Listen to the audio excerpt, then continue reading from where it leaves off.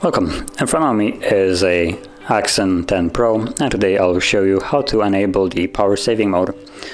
So all you really need to do is pull down the notification panel and you will find the power saving mode right here, the battery icon. Simply tap on it and it's now enabled.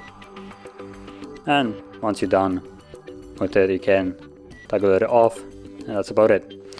Now if you hold it, it will take you to the settings where you have additional option called Ultra Power Saving Mode, which will just drastically change how we can use your device. So I'll enable it as an example.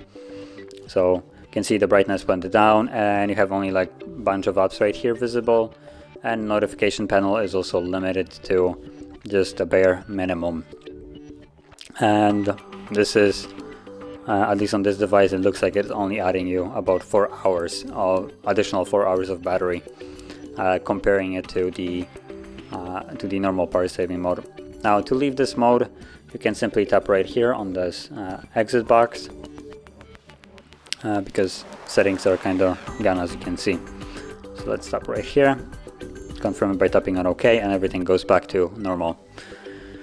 So if you found this video helpful, don't forget to hit like, subscribe, and thanks for watching.